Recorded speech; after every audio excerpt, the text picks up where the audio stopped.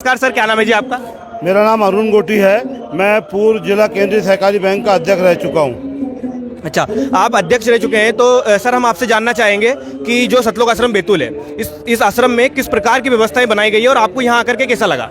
ये आश्रम से मैं पूर्व से जुड़ा हूँ। यहाँ पर भगत जी से भी मैं जुड़ा हूँ और यहाँ पर भगत जी से भी मैं जुड़ा हूँ। और यहाँ पर आश्रम में जिस समय यह आयोजन होने वाला था उसके पूर्व में जो व्यवस्थाएं थी, भोजनशाला देखी थी हमने, रुकने की व्यवस्था देखी थी। और आज जो ये भव्य आयोजन हो रहा है, जबकि यहाँ पर कोई भक्त वगैरह नहीं है, उसके बाद इतनी अच्छी व्यवस्था यहाँ पर जो की गई है, ये वाकई में लाजवाब व्यवस्था है। हमने अपने जीवन काल में ऐसी व्यवस्था कहीं नहीं देखी कि जिस प्रकार लोग बैठे हुए हैं, भोजन कर रहे हैं, भोजन प्रसादी ग्रहण कर रहे हैं। ये निश्चित रूप से एक अद्भुत क्षण है जो हमारे दिल को भाव विभोर हो चुके हैं हम इस व्यवस्था को देखकर। सर, जैसा हमने जाना है कि संत रामपाल जी महाराज जो हैं, इनके श्रद्धालुओं के अंदर जो प्रेम होता है, जो उत्साह होता है, आपने देखा होगा जैसे आप आए तो बाहर भगत भाई झंडियां लेके धूप में खड़े हैं। तो ये जो उत्साह है, मतलब संत रामपाल जी महाराज ने उनके भक्तों को जो क्वालिटी दी, मतलब उसका कोई अनुमान नहीं लगाया जा सकता। और हमने जाना है कि आप भूतपूर्व विधायक रह चुके हैं और सोनार में भी आपका, हमको पता चला है कि आप सोनार भी हैं। तो आप एक अध्यक्ष पद पर रहने के बावजूद भी आप जैसे संत रामपाल जी महाराज की मुहिम में आप यहाँ पर देख पा रहे हैं कि यहाँ पर 51 से ज्यादा दहेज मुक्त विवाह के लिए जोड़े बैठे हुए हैं। तो ये संत रामपाल जी महाराज की जो मुहिम है, आप इसको किस दृष्टि से देखते हैं? बहुत अच्छी मुहिम है। और आज रामपाल महाराज जी नहीं है, मगर उनके भक्तों में जो उत्साह है, उनके प्रति जो आस्था है, आस्था कोई एक दिन में पैदा नहीं होती किसी के प्रति। जब कोई समाज के लिए अच्छे कार्य करता है, उस कारण लोगों में आस्था आती है। और जो उन्होंने जो कार्य किए हैं लोगों को जोड़ने के लिए, धर्म से जोड़ने का, धर्म से जुड़ के लोग अपनी जो काया है, वो काया अपने जो कर्म है उनकी निद्रा करते हैं। इस प्रकार कोई एक दिन में व्यक्ति नहीं जुड़ता, ये बरसों की प्रेरणा और अच्छे कार्यों से आदमी जुड़ता है, इन कार्यों से। सर, जैसे बताया जाता है कि संत रामपाल जी महाराज से जैसे कुछ लोग चिढ़ते हैं, मतलब उनसे द्वेष रखते हैं, द्वेष की भावना हम बोल सकते हैं, तो ऐसा क्यों? आप यहाँ पर देख रहे हो कि भंडार घर में किस प्रकार की व्यवस्थाएं, आप मेन रोड से लेकर के आप अंदर तक आए, अभी आप दरबार साहिब में खड़े हुए हो, तो यहाँ तो ऐसा कुछ लगता ही नहीं कि संत रामपाल जी महाराज अपने भक्तों को या तो भड़काते हो या कुछ इसी कोई नॉलेज देते हो, ऐसा तो कुछ भी नहीं। एक भक्ति की जो सही विधि है वो यहाँ पर पाई जाती है। तो इस चीज को आप क्या कहेंगे?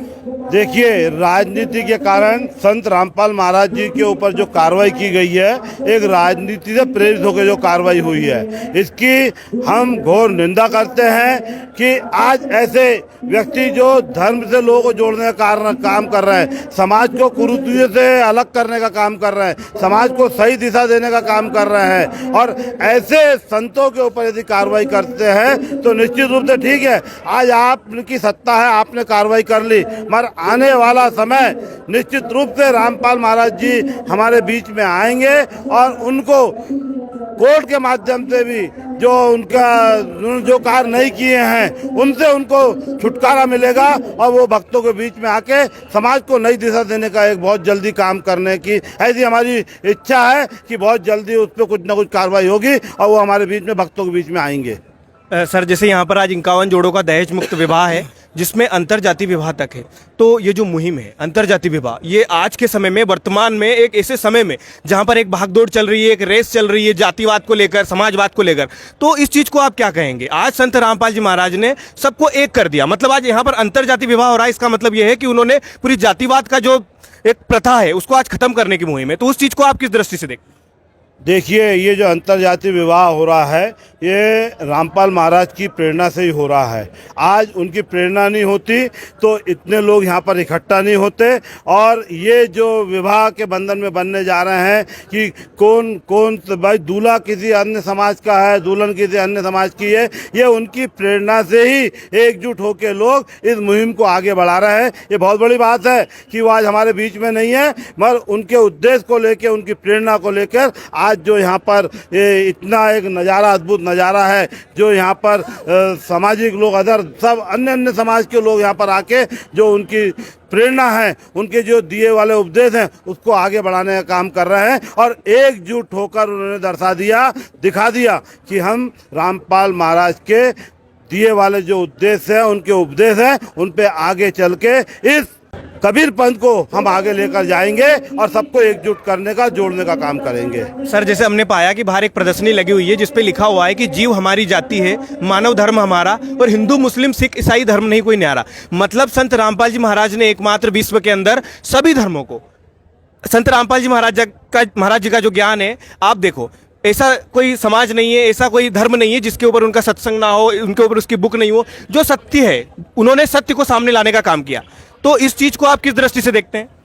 आज ये काम जो है बहुत आसान काम नहीं है। किसी को भी एक अपने धर्म से अलग करके उसको इस धर्म की ओर लेके आना, उसको जोड़ना, उसको प्रभावित करना बहुत कठिन काम होता है। ये जब सत्य के मार्ग पे आदमी चलता है, जब ही कोई दूसरे को आदमी जोड़ पाता है। मैं भी आज यहाँ से जुड़ा हूँ, ये हमारे यूसुफ भाई हैं, ये हमारे सभी लोग जुड़े हैं। और बीच में हम 4-5 दिन पहले आए थे, भक्त जी ने हमको बताया था कि वहाँ पर जो हरियाणा में जो आश्रम है, वहाँ पर मुस्लिम समाज के लोग इससे जुड़े वाले हैं। और यहाँ पर भी आज देखिए, सब आदिवासी समाज के लोग आए हैं, हरिजन समाज के लोग आए हैं, किराड़ समाज के लोग आए हैं, कुंभी समाज के लोग आए हैं, ब्राह्मण समाज के लोग आए हैं, ठाकुर समाज के लोग आए, सभी धर्मों के लोगों ने इससे अपना नाता जोड़ा है।